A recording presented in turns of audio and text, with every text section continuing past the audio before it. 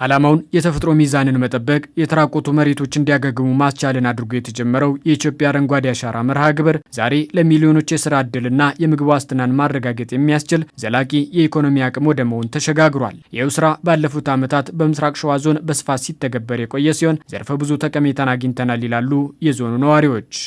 አንደኛ የአየር ለውጥን ያመጣል፣ ዝናብን ያመጣልናል። እንደ ዝናብ የመሳሰሉ አየር ከሙቀት የሚከላከልን ከብዙ ነገሮች ይሄ ተክል ሲኖር ነው ሰው ልጅ የሚኖረው ማለት ነው። ይሄ ካሌለ ሰው ልጅ መኖር አይችልም።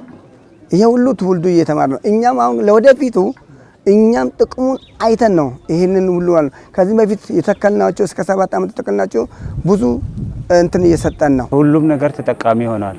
ምክንያቱም ብዙ አይነቶች ተክል እዚህ ሰፈር ተተክሏል። ከዚህ ብዙ የእንትንም ዝናብም በጥሩ ሁኔታ እያገኘን ነው እና ጥሩ ነው። ለዘንድሮ ዓመትም ከወራት አስቀድመው ዝግጅት ሲያደርጉ መቆየታቸውን በመጠቆም የአረንጓዴ አሻራ መርሃ ግብሩ በይፋ ከተጀመረ ወዲህም በስፋት እየተሳተፉበት እንደሆነ ነግረውናል። ከወረዳ ጀምሮ ነው። ወረዳም ተዘጋጅተዋል። በየቀበሌያችን ሁላችንም በየእንትኑ በ2-3 ቦታ ቀጠና ላይ አዘጋጅተናል።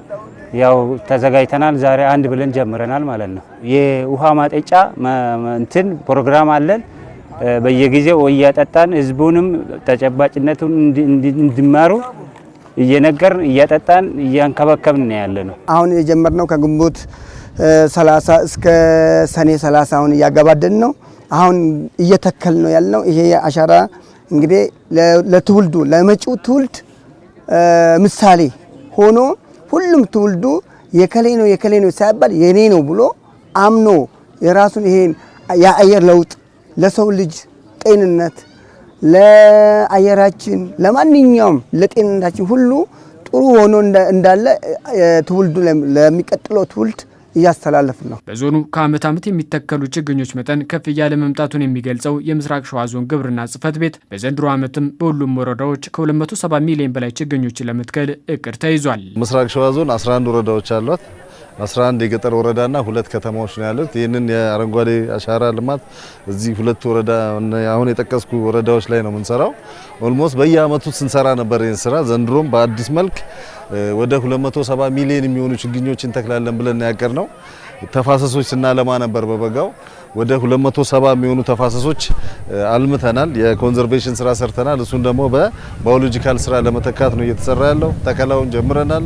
ከዚህ ውስጥ ወደ 36 ሚሊዮን የሚሆኑት ፍራፍሬዎች ናቸው። የፍራፍሬ ተክሎች እስከ ኤክስፖርት ድረስ የሚደረጉ ዞናችንን ለኤክስፖርት ስራ ኢኒሼት ሲያደርጉ የነበሩ እና አቮካዶ ናቸው የሚተከሉት። በዛ ውስጥ ሙዝ፣ ፓፓያ፣ ብርቱካን፣ ሎሚ የመሳሰሉትም አሉበት። ልዩ ትኩረት ነው እየሰራን ያለነው እሱ ላይ። በምስራቅ ሸዋ ዞን ለ12000 ወጣቶች የስራ ዕድልን በመፍጠር የተጀመረው የአረንጓዴ አሻራ መርሃ ግብር ቁጥሩ ከፍ እያለ በመምጣት አሁን ላይ ለ58000 ወጣቶች የስራ ዕድል እንዲፈጠር አስችሏል። በየአመቱ 2012 ለ12000 ስራ አጥ ነበር ስንፈጥር የነበረው። ዘንድሮ 58000 ደርሰናል ማለት ነው። በየአመቱ ቁጥሩ እየጨመረ የስራ ዕድል እንትኑ እየጨመረ አይነቱም ብዛቱም እየጨመረ ነው የመጣው። በንብ ማነብ ላይ የሚሳተፉ አሉ፣ በማደለብ ላይ የሚሳተፉ አሉ፣ በእርባታ ላይ የሚሳተፉ አሉ። እነኚህ ነው ደምረን እንግዲህ እዚህ ጋር ያደረስነው። ተስፋ ሰጪ ነው። ጥሩ ነገር አስተምሮናል። በመትከላችን ደግሞ አየር ንብረቱ ተቀይሯል። የጠፉ ወንዞች ተመልሰዋል፣ ምንጮች ተመልሰዋል። ጋራዎቻችን ወደ ድሮ ቦታቸው እየተመለሱ ነው ያሉት። እንደ ሀገር ከ8 ቢሊዮን በላይ ችግኞችን ለመትከል ታቅዶ ይፋ በተደረገው የዘንድሮ የአረንጓዴ አሻራ መርሃ ግብር በኦሮሚያ ክልልም ከ4.8 ቢሊዮን በላይ ችግኞችን ለመትከል ታቅዷል።